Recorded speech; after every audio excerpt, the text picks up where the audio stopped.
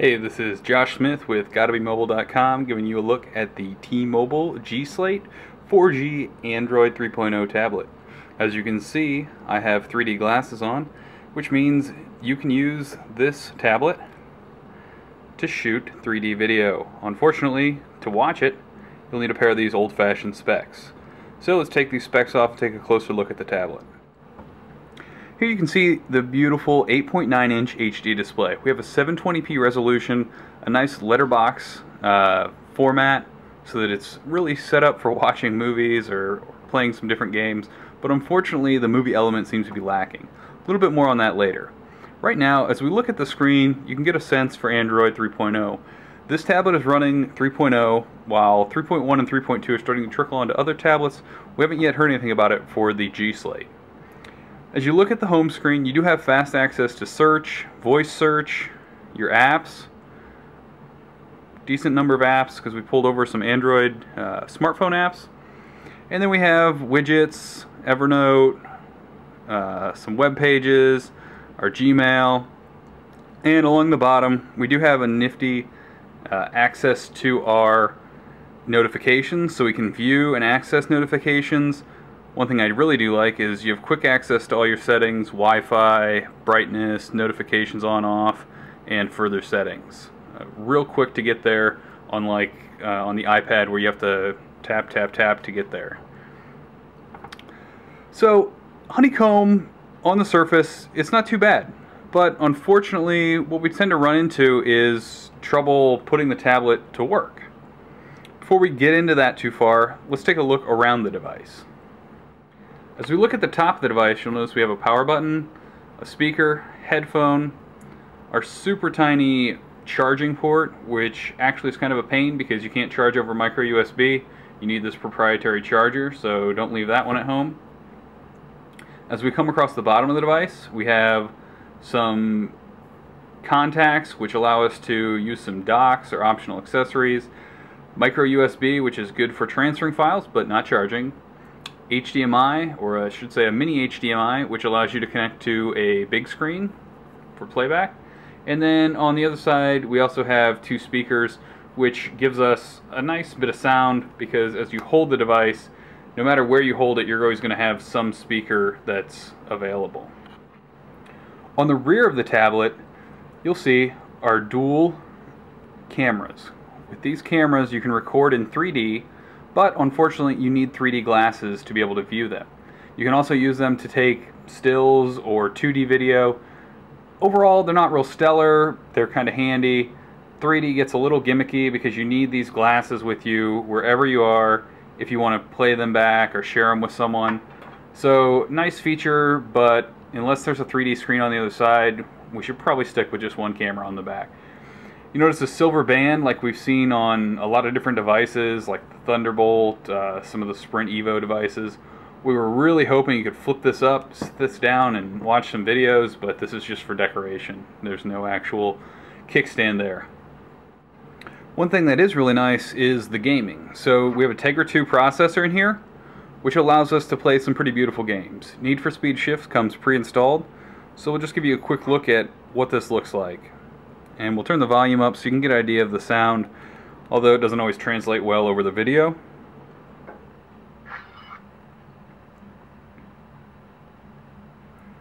And so we'll steer with a left-right turn.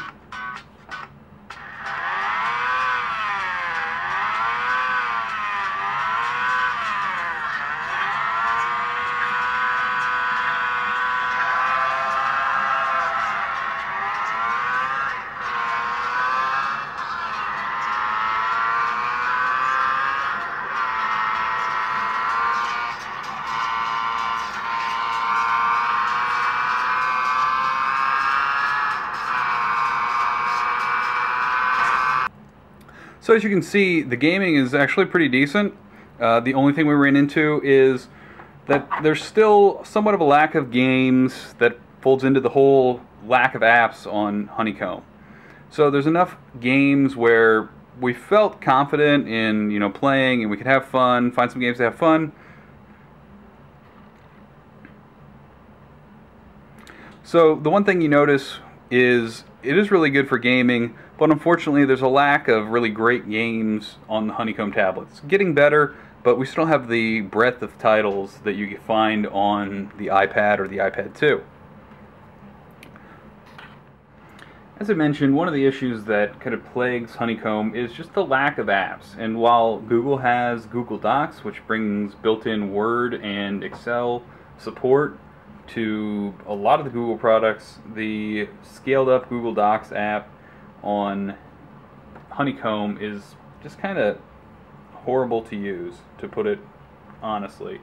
So you get a chance to look at the default keyboard here, which is kind of a pain. You can't reach the center keys in this orientation. You can get some split keyboards from the market, which do make typing much, much better. And if we switch over, thumb typing is actually pretty decent on this smaller display.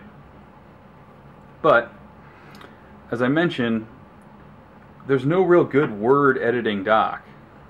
We have this weird multi-line pain in the butt to edit any type of document you already have. Really only good for jotting down some random text that would be better captured in email or Evernote. So this is something that Android really needs to work on, and unfortunately Honeycomb detracts from the overall experience that you get with this tablet.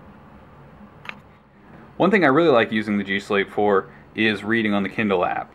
You'll notice when you hold it here in portrait mode, it's just about the size of a paperback book. And while it's thicker and maybe a little bit heavier than the iPad 2, holding it like this is actually more comfortable than holding the iPad 2 for long periods just because of the form factor. As we come up close and look at the text, you'll notice it's pretty easy to read. We have a bunch of different options, as you do in the Android app for Kindle, as far as black, white, or sepia background, and text size and font styles. One of the differentiating features about the G-Slate is that it has T-Mobile 4G built right in. So you don't need a MiFi or anything like that to get connected. If you're in a 4G area, you can get, in our tests, about 4 megabytes per second down and between 400 and 500 kilobits per second up. All depends on your location, signal strength, towers, aka your results may vary. But it worked pretty well when we were in downtown Detroit, even with some buildings around.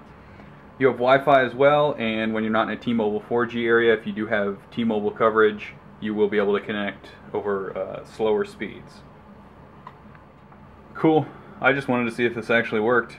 No one else I know is on video chat. It's a little jumpy and pixelated, but the audio sounds okay. Cool. Sweet. I'm gonna come steal your pug. What's that? So I'm gonna come steal your pug. Oh, you can keep him for a weekend. Then the wife will fall in love. The T-Mobile G-Slate 4G isn't a bad piece of hardware. We have a really impressive screen. We have good feel, good form factor, fits in your cargo pockets.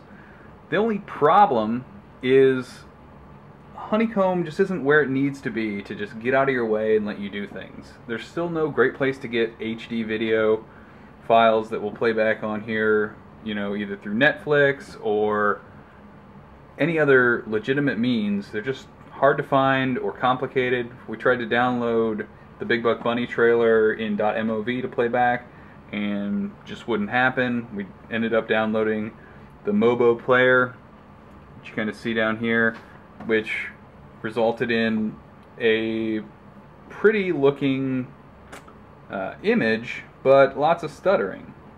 So even though there are a lot of things we like, the ability to jump between different apps from anywhere you are, and the overall good hardware, the G-Slate 4G is going to be a tough sell for people who are trying to compare to the iPad or the iPad 2, but if you're looking for an Android tablet and 4G speeds are really important to you, recommend you head into the store and play around with one for 20-30 minutes and kind of see if it fits what you need from a device.